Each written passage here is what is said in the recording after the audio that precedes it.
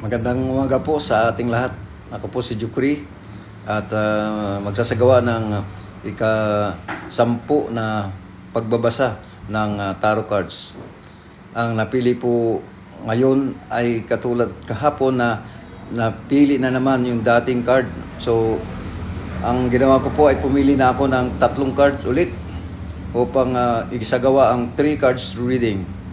Hindi po sinasadya na napili yung isang card na nakaraan at sinamahan ko po ng bagong dalawa.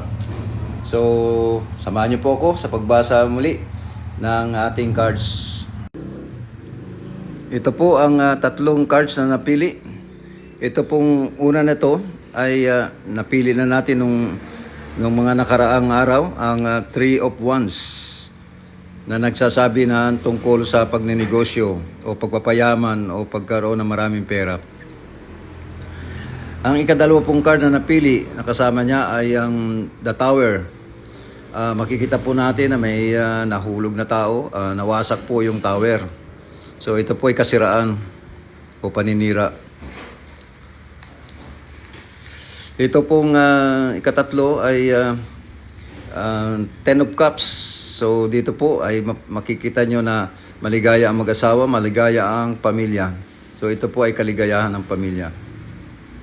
Ang 3 pong cards na to ay pag pinagsama-sama natin, ang ibig pong sabihin ay huwag po tayong maninira upang tayo sa ating negosyo upang maging maligaya ang ating pamilya.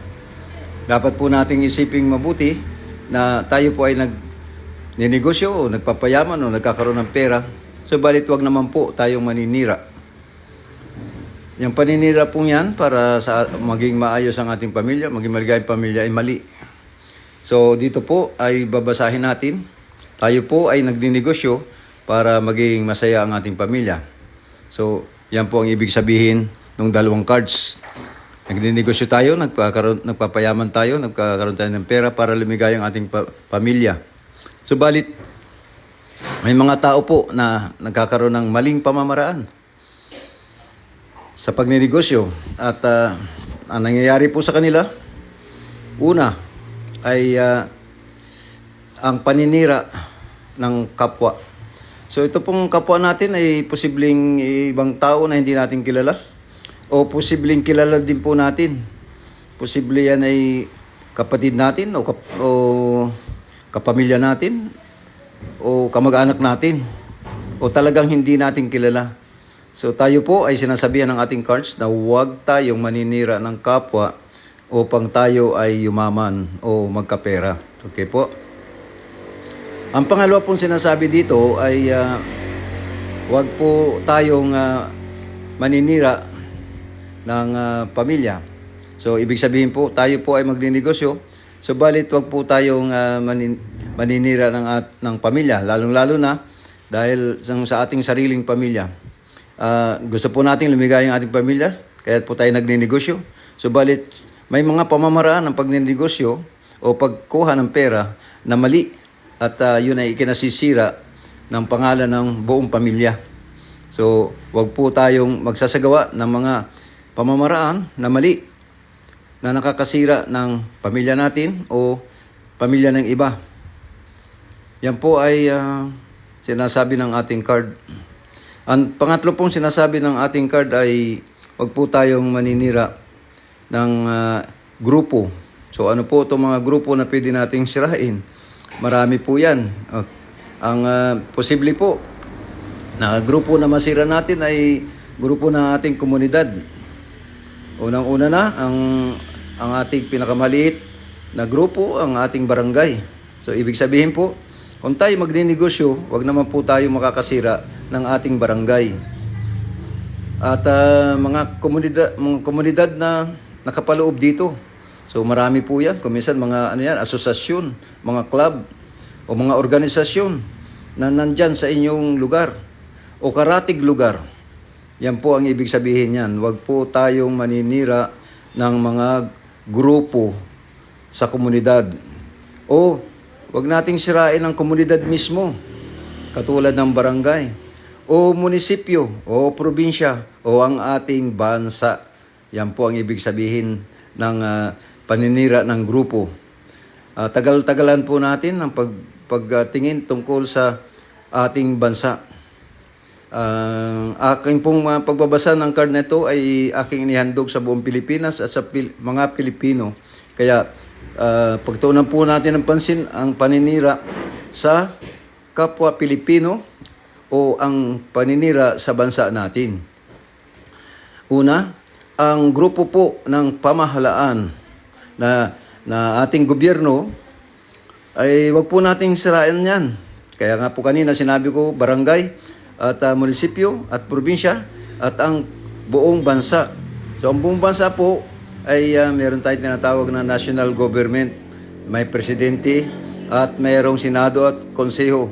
Wag po nating sirain yung grupo na yan ng presidential office, vice president office, mga senate offices at mga tao sa senado at congressmen. Mapapansin po natin ang ating congressmen ay hindi po yan nakatira lang sa isang lugar. Mayroon po dyan tinatawag na district ng mga probinsya. At yan po ang mga district na yan ay kasama sa ating kongreso.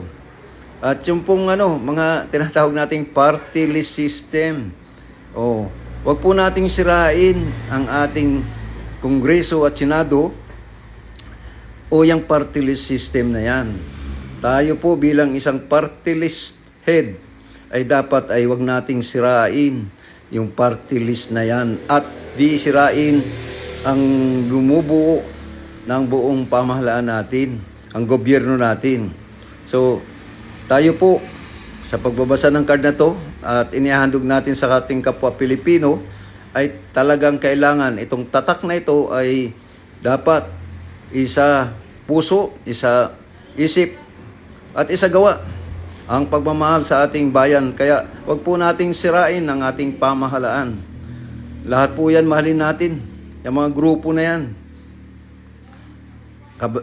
Alam naman po natin kung ano ang bumubuo ng ating pamahalaan. Una na dyan ang ating presidente at kanyang mga kasamahan sa mga sekretary ng departamento. Yung mga departamento yan ay grupo din po yan. Huwag po nating sirain ang ating departamento.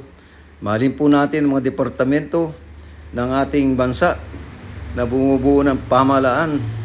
Yung mga sekretary pong yan, ay mahalin natin yung mga yan. Huwag po nating siraan yung mga yan dahil ginagawa po nila ang trabaho nila. At kayo naman po mga sekretary, ayusin naman po ninyo ang trabaho ninyo.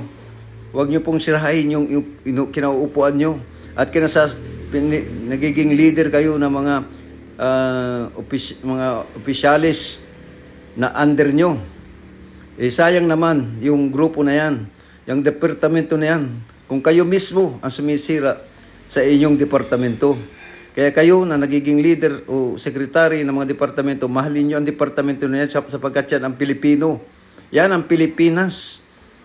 Kaya tayo po, bilang naging secretary niyan, okay po, sinasabi ng iba na, kaya naman ganyan yung mga yan, kasi inilukluk lang naman yan dyan. Nilagay lang yan ng Pangulo. Hindi po ganun.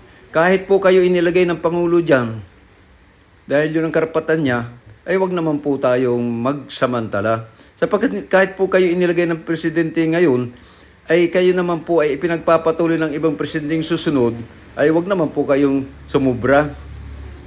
Dapat ayusin ninyo ang inyong trabaho. So ito pong sinasabi ng card na ito, na wag nating sirain ang grupo, wag nating sirain ang mga estado ng pamahalaan. Yan pong mga tinatawag nating mga units ng LGU.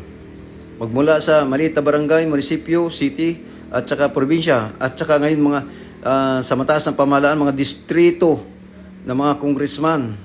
At saka yan pong tinatawag nating mga senador. Mahalin po natin sila. At kayo naman mga senador, mahalin nyo kami. Huwag po ninyong sirain ang pamahalaan at kinabibilangan ninyo. Ibalik po natin sa ating Pilipinas sa pagmamahal. Mahal ko po kayo at ito sa